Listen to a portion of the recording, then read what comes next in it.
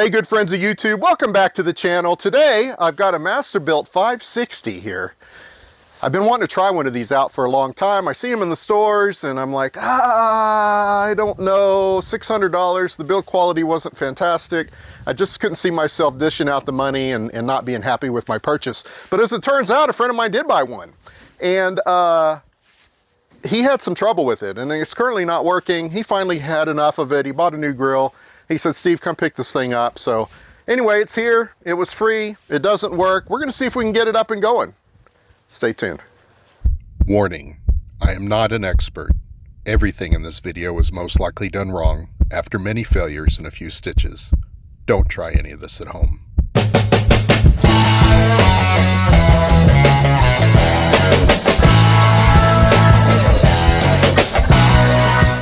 Dad, did you shoot the shop? No. Okay, don't tell Mom. So my understanding is the way this thing works is you fill the old hopper up here with some charcoal, and then that charcoal kind of burns and it goes down to the bottom here where a fan blows it across and into the deal there. So that charcoal is just burning down here at the bottom and it just gravity feeds it down in there. So yeah, it looks pretty good. I mean, it's not all too badly beat up.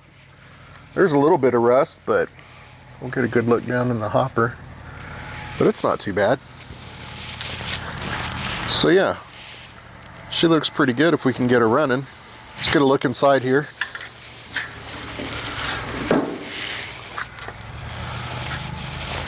Maybe just a little bit of cleaning, but really not bad at all. So yeah, we'll just hit this with the Scotch-Brite, then we'll come back and clean it up. Looks like it's got a limit switch here. I think I saw another one in here. It looks like there's another one down here. There's our little control panel to set the temperature. I'm kind of excited about it because this should be a true wood burning fire, meaning that we'll be using charcoal, lump charcoal, oak and hickory and whatnot in that hopper, and we should have a little better flavor than the old pellet grill. I've had very good success with the pellet grill, so I'm kind of excited about this, trying this out and seeing the automation. There's no sense in cleaning it up if we can't get it working. So he already told me that this was not turning on at all.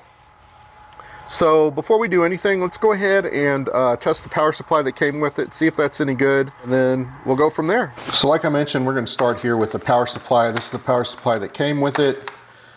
Just looking at this, looks like it is a 12 volt, 1.5 amp. And right here, it looks like it's a positive center post. So pretty standard deal. It's really nice that it's 12 volt. You can run this from a battery if you wanted to. It's a little big to take around to a campsite and whatnot, so that won't happen. But anyway, let's get this plugged in and get the multimeter out and see how it's doing. Let's just see if this is working. And it does not. You can see there, that's actually reading ohms. It's got a short in it. It's not putting out any voltage. So that is definitely a problem. Let me go find another adapter that'll work. I think we'll give this one a try. This is a 12 volt 4 amp model. Center post is positive and it has the same connector, it looks like, as the one that came with it. So we should be good there. Let's plug it in and test this one. Okay, this one's reading 12.31 volts. So this is a good power supply here. Let's go put it on it and see what it does. We've got our adapter plugged in. Hopefully this one will be easy. Just plug her right in there. See what it does. He said this didn't do anything, so. Okay, it did beep. There is nothing on the screen. Let's power it up. Still nothing on the screen. I do see that the backlight is working. You can see down there. Makes me wonder if the LCD has gone out on this unit. Open the lid, see if it does anything. Okay, opening the lid is hitting the switch, the safety switch, and the thing is beeping, so that's good. I think the instructions said to press the thermometer button and then set your temperature and then push the thermometer. Let's just see if that does anything. There's the thermometer. We'll just set, I don't know, some random temp. It should kick on if it's working.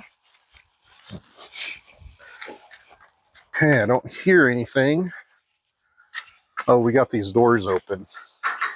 I think these limit switches will keep the fan from turning on when these are open. So let's close both of these.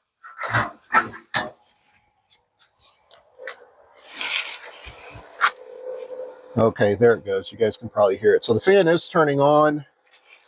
I was able to set a temperature, though I don't see anything on here. I suspect the LCD panel is probably bad on this, which probably means we're going to need a new controller. He did tell me that Masterbuilt sent him this controller, and this was a new controller that he put in. And then I guess he got fed up with it and said, you know what, screw it, I'm just going to get another one. I'm going to pull this out and see if we can look at that LCD and figure out what's going on with it.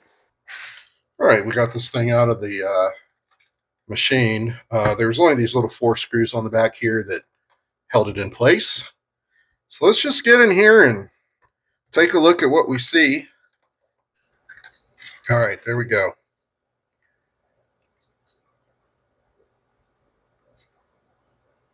So initially, just looking at this, I don't see anything wrong. There could be a cold solder joint or something in there. I think I'll run a soldering iron down here.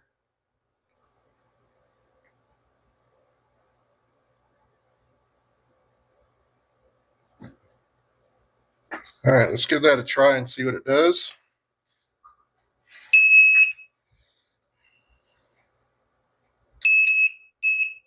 Nothing. Okay, as a last ditch effort, I stuck it in the oven for about 5 minutes at 220 just to reflow it a little bit, see if that helps. Sometimes you can get something.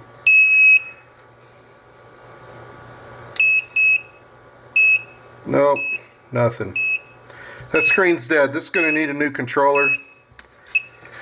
So let me get one ordered. Next time you see me, I'll have the new controller and we'll get it installed. Well, it is now 2 weeks later, if you can believe that. I got this controller in a week ago, and I got it installed, and sure enough, it still had a problem. Like, it would turn on, you could set the temp, everything looked great. I put some charcoal in it, started it up, but the thermostat was no good. Like, the temperature was reading 100 degrees, but the grill was getting up way hot. Like, this was showing way over into the sear category. When you open it up, it was clearly over 500 degrees or so. So I decided maybe there's a problem with the thermometer too. So I ordered a new probe. We're going to install that real quick, and then we'll give it another test, and we should be good to go. I'm hoping we're going to get this fixed today, because it is, as it so happens, my Camp Chef over here, which I've had this thing 7 years, guys. I've literally had no trouble with it until this weekend, and the controller went out. So I bought a new controller and stuck one in there too.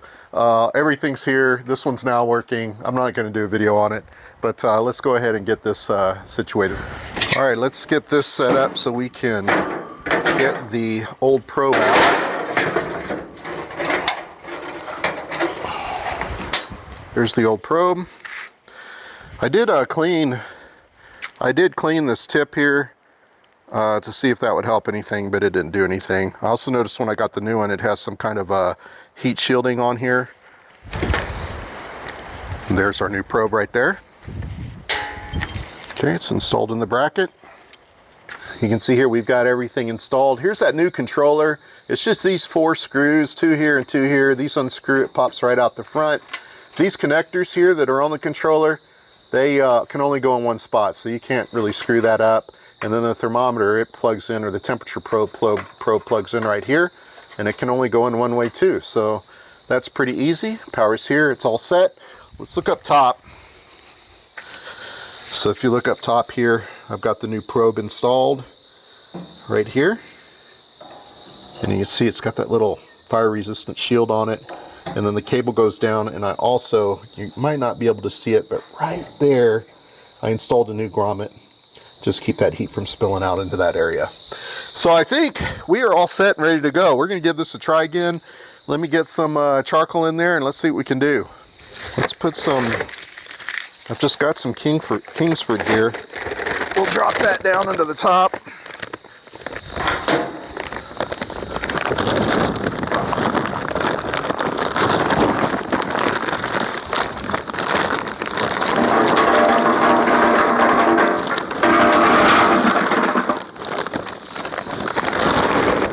I'm only going to put a half bag in there. I actually don't want to run briquettes. I want to run lump charcoal, but for testing purposes, this is cheap and I've got it.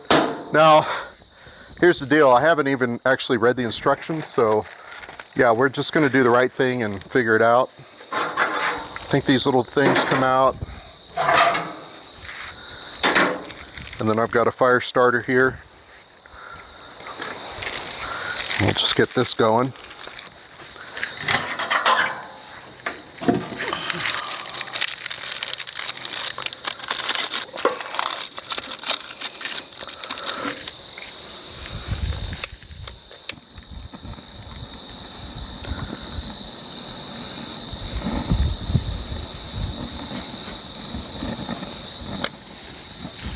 All right, we'll give that a couple minutes to get started. Okay, we've got smoke coming out. It's been a couple minutes. Let's shut this down here and we're gonna turn it on. See if she runs. I think all these doors have to be closed. There's some limit switches in here.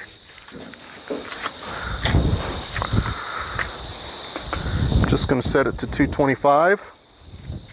And let's see what happens, guys. Heard the fan kick on.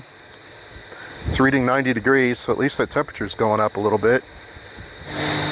And just for grins, I'm gonna put in this, I've got one of these Inkbirds. Actually, I've got two of these Inkbirds. I really like them. I'm gonna put this in here so just we can monitor the temp. I do see the temperature rising now. It's reading 97. That's a good sign. I think we got this thing running. I mean, it's been running for about a half an hour.